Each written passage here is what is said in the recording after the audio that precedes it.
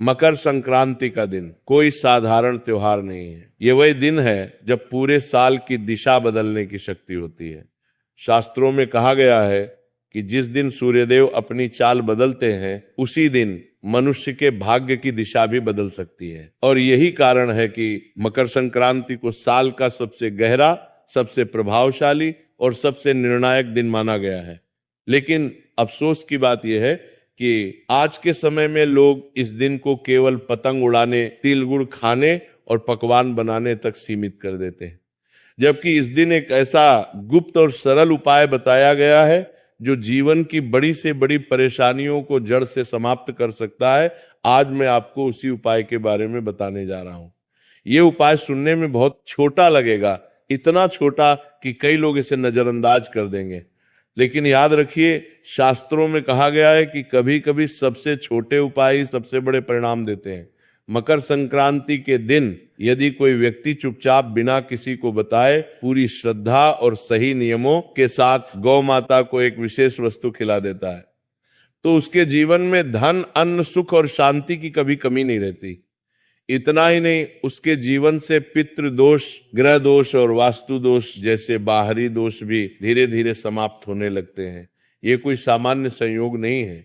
कहा गया है कि पूरे 752 वर्षों के बाद मकर संक्रांति पर ऐसा अद्भुत योग बन रहा है जिसमें किया गया छोटा सा कर्म 7 जन्मों तक फल देता है। सोचिए, सिर्फ एक दिन का सही किया गया उपाय और उसका प्रभाव पीढ़ियों तक, जिन घरों में वर्षों से कलह है, पैसों की तंगी है, बीमारी है या काम बनते बनते बिगड़ जाते हैं, उन सभी समस्याओं की जड़ पर यह उपाय प्रहार करता है। लेकिन यहाँ एक बहुत बड़ी बात समझने की है। उपाय करना आसान है, पर उसके नियम और संकल्प का पालन करना उतना ही जरूरी है। अक्सर लोग गलती यही करते हैं कि वे उपाय तो कर लेते हैं, लेकिन उसके पीछे जो नियम और भावना होती है उसे नजरअंदाज कर देते हैं और फिर कहते हैं कि उपाय का असर नहीं हुआ। इसलिए मैं आपसे साफ कहना चाहता हूं कि इस उपाय के नियम थोड़े कठोर हैं, लेकिन वही नियम इसकी शक्ति भी है। बिना नियम के किया गया उपाय बीज की तरह होता है, जिसे पानी नहीं मिला वो कभी फल नहीं देता। इसलिए मकर संक्रांति के दिन गौ माता को क्या खिलाना है, कैसे खिलाना है, किस समय खिलाना है और माँ में क्या संकल्प रखना है, ये सब जानना आपके लिए बेहद जरूरी है। अब सवाल ये उठता है कि आखिर गौ माता और मकर संक्रांति का आपस में क्या संबंध है। सनातन धर्म में गौ माता को केवल पशु नहीं माना गया, बल्कि उन्हें माता का दर्जा दिया गया है। कहा गया है कि गौ माता के शरीर में सभी देवी देवताओं का वास होता है और मकर संक्रांति के दिन जब सूर्य देव उत्तरायण होते हैं तब देवताओं का समय प्रारंभ होता है। यानी यह दिन देव शक्तियों को प्रसन्न करने का सबसे श्रेष्ठ अवसर होता है। ऐसे में गौ माता को श्रद्धा से अर्पण किया गया थोड़ा सा अन्न भी सीधे देवताओं तक पहुंचता है। मैं आपसे हाथ जोड़कर एक छोटा सा निवेदन करना चाहता हूं, इस बात को हल्के में मत लीजिए। मकर संक्रांति साल में केवल एक बार आती है, ये कोई रोज मिलने वाला अवसर नहीं है। अगर आपने इस दिन को यूं ही गंवा दिया तो पूरे साल वही समस्याएं, वही परेशानियां और वही संघर्ष दोबारा आपका इंतजार करेंगे।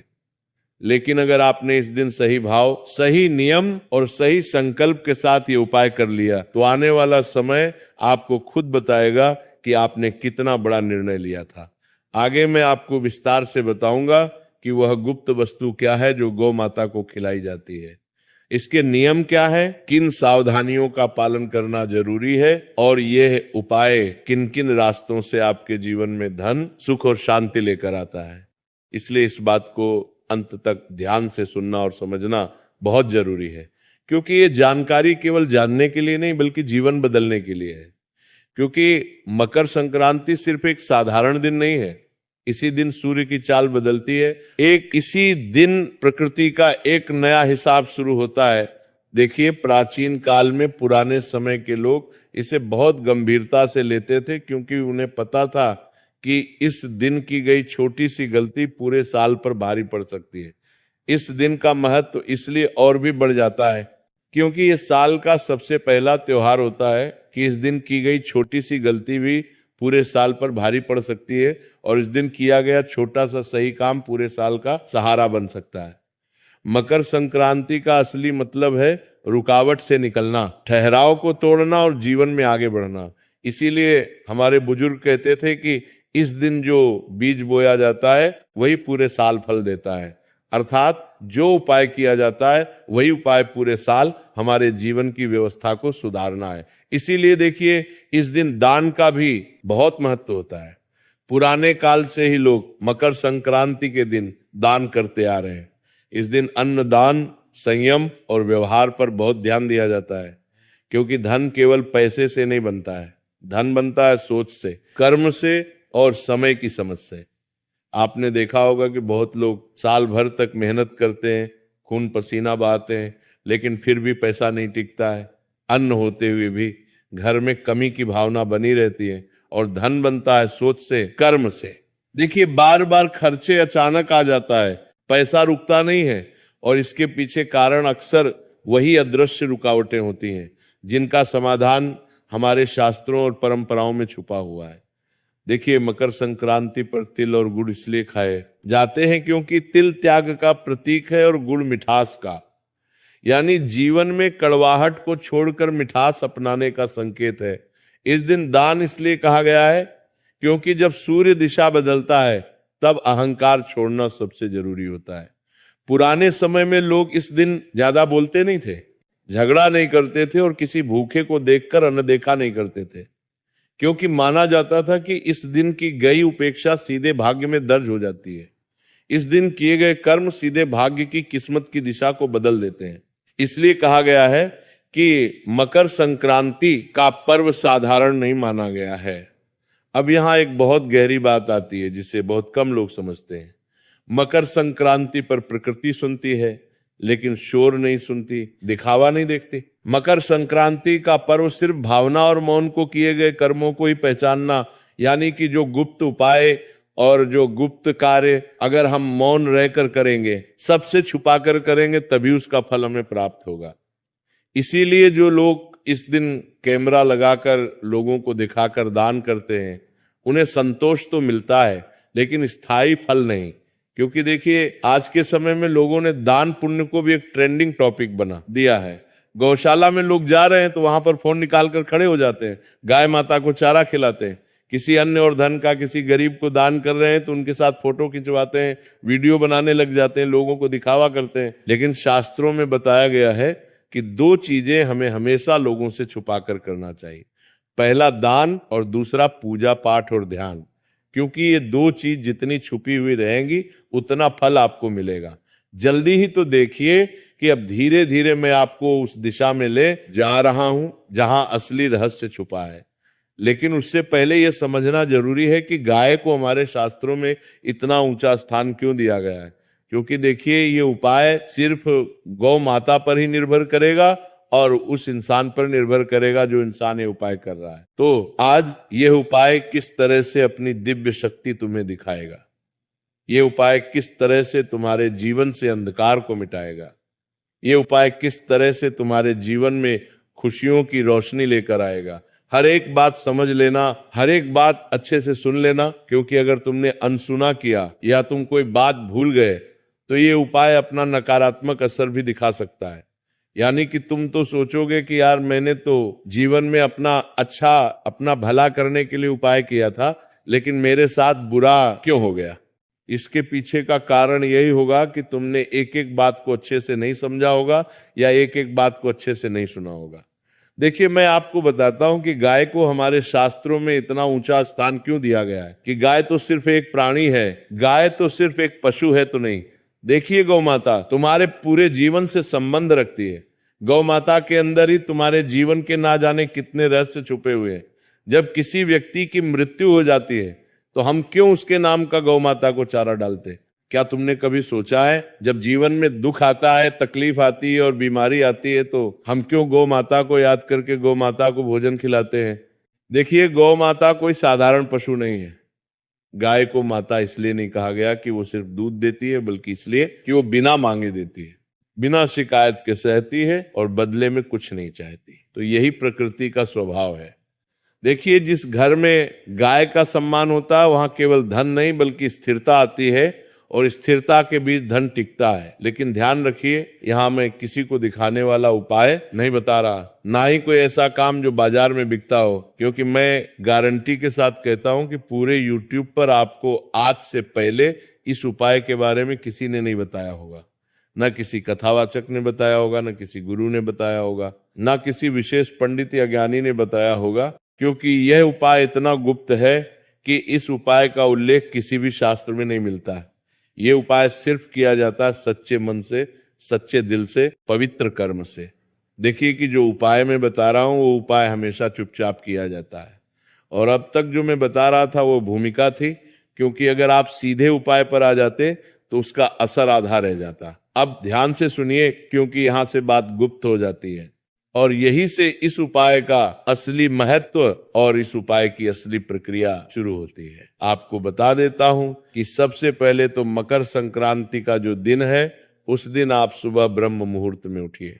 देखिए, आप चाहे पूरे साल 9 बजे उठते हो, 10 बजे उठते हो, 11 बजे उठते हो, जितनी भी बजे उठते हो उठ जाना, लेकिन मकर संक्रांति के दिन तुम्हें ब्रह्म मुहूर्त में उठना है। और मैं ये नहीं कह रहा हूं कि ब्रह्म मुहूर्त में उठते ही ठंडे पानी से नहा लो, नहीं, ध्यान से सुनिए। जो बात मैं आपको बता रहा हूं कि मकर संक्रांति के दिन सुबह ब्रह्म मुहूर्त में उठकर स्नान कीजिए। स्नान करने के बाद आपको सबसे पहले इस चीज का ध्यान रखना है कि जितना ज्यादा हो सके मौन रहने की कोशिश करें।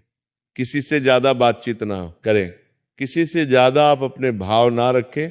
सिर्फ अपने मन में आप भगवान का स्मरण करें और भगवान का नाम लेते रहे या नाम जाप करते रहे। देखिए, उठने के बाद मोबाइल भी नहीं देखना है, और मन को शांत रखकर यह भावना रखें कि आज मैं कुछ ठीक करने जा रहा हूं, मांगने नहीं।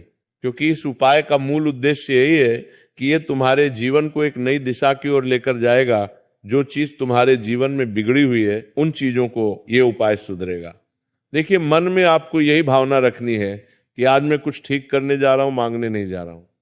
इसके बाद गाय के लिए जो चीज बनाई जाती है वो देखने में बहुत साधारण होती है, इसीलिए लोग इसे हल्के में ले लेते हैं, लेकिन यही इसकी ताकत है। देखिए, जो चीज मैं बता रहा हूं वो चीज बहुत साधारण है, और उस चीज के बारे में आपको आज से पहले किसी ने नहीं बताया होगा।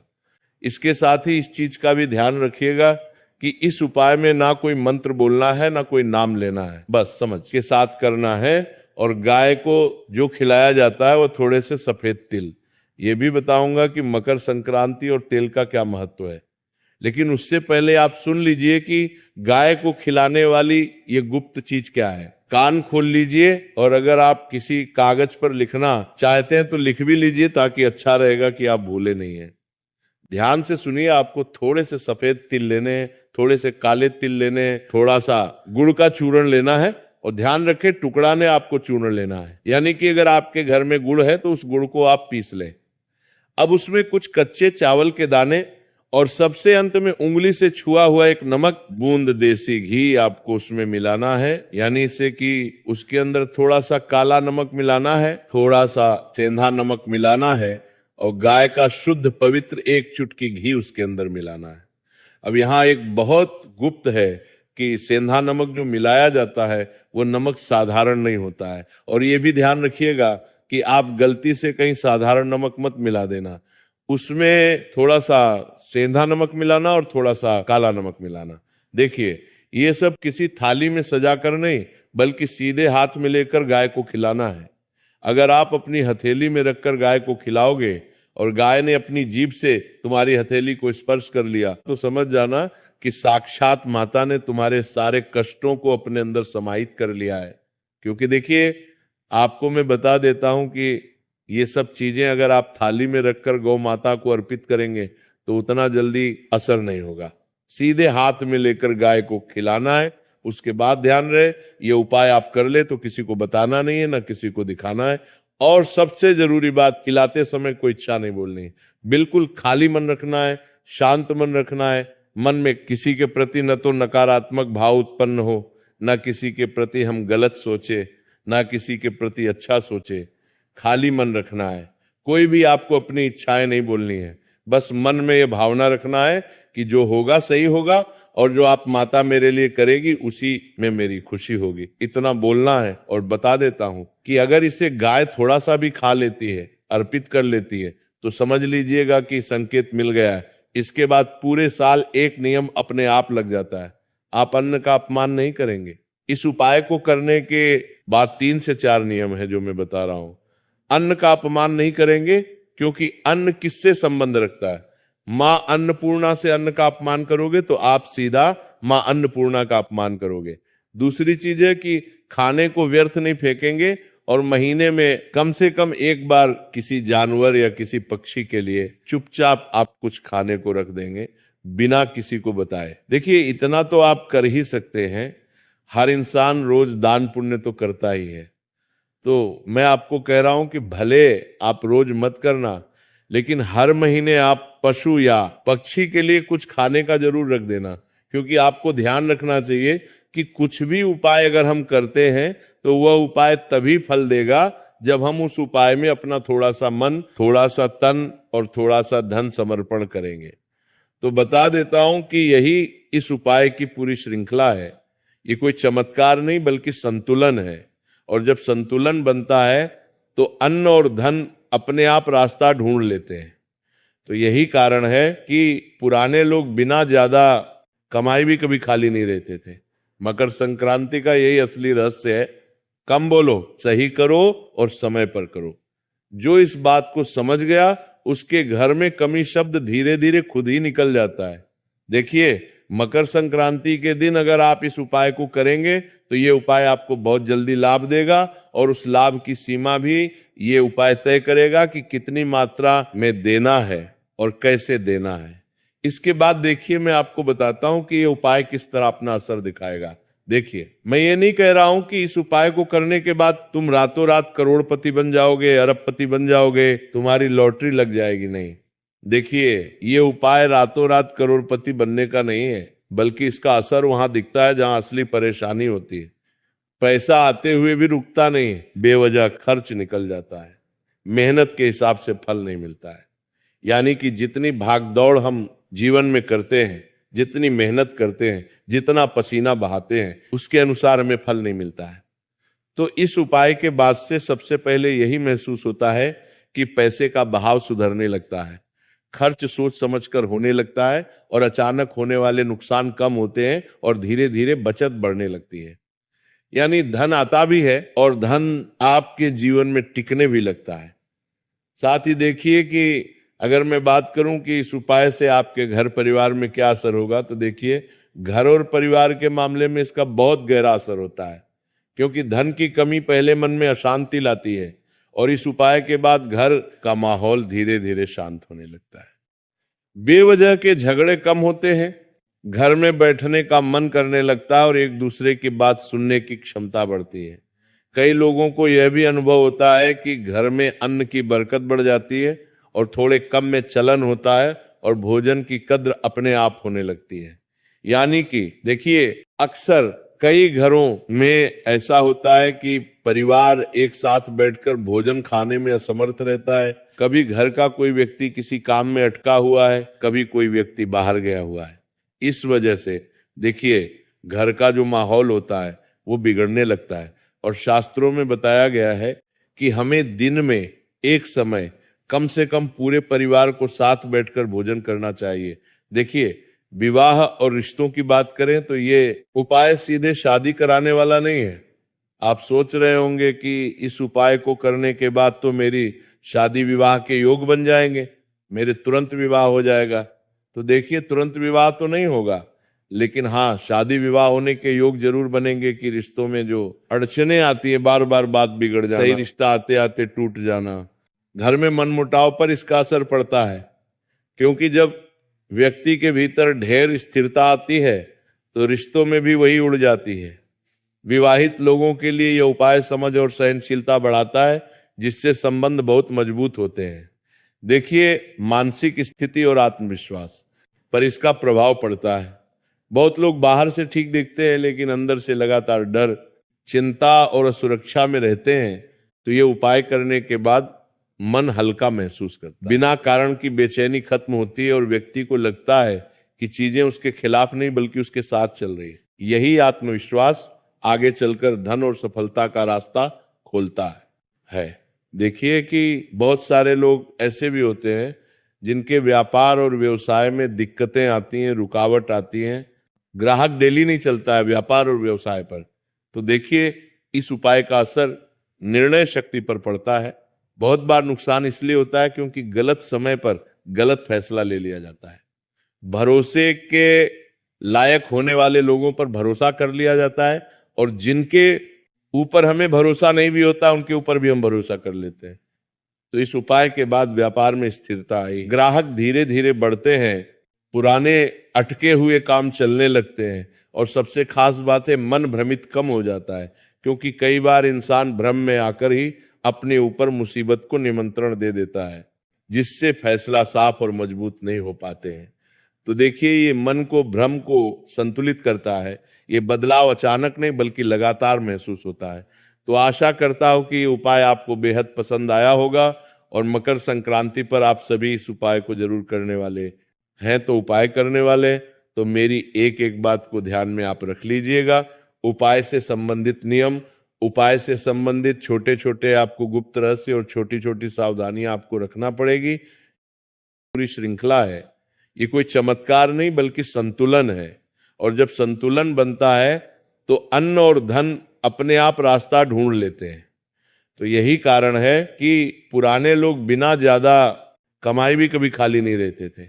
मकर संक्रांति का यही असली रहस्य है, कम बोलो, सही करो और समय पर करो।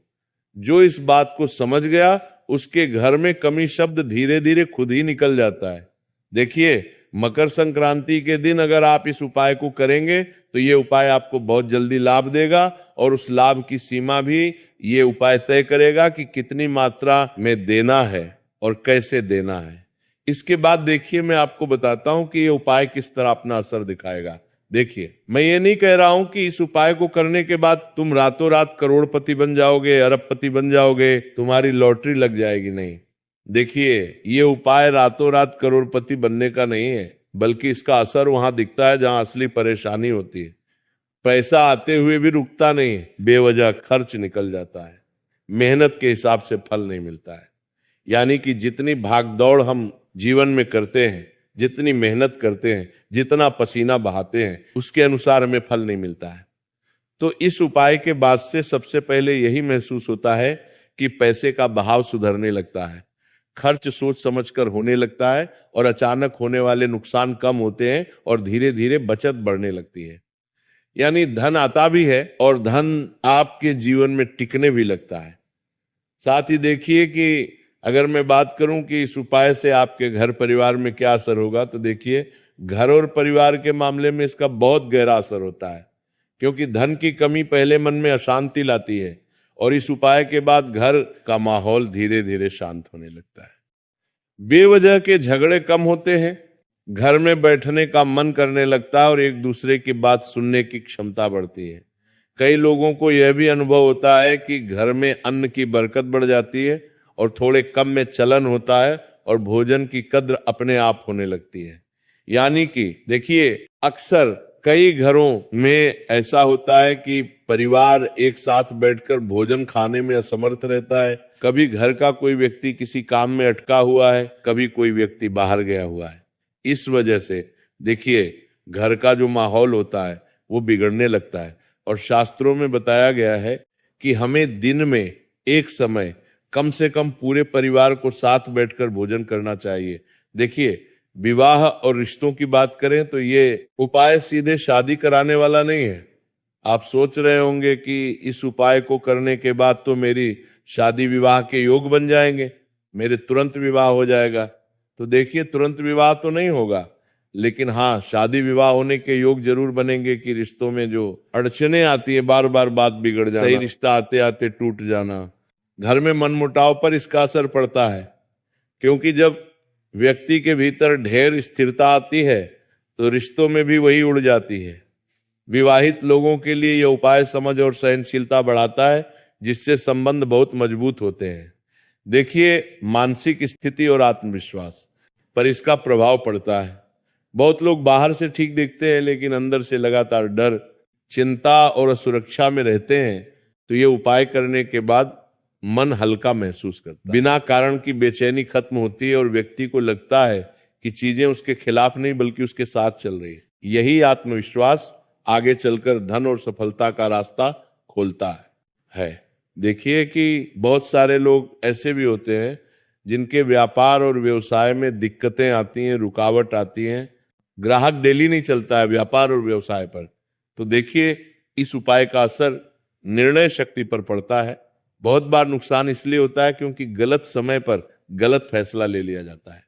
भरोसे के लायक होने वाले लोगों पर भरोसा कर लिया जाता है और जिनके ऊपर हमें भरोसा नहीं भी होता उनके ऊपर भी हम भरोसा कर लेते हैं।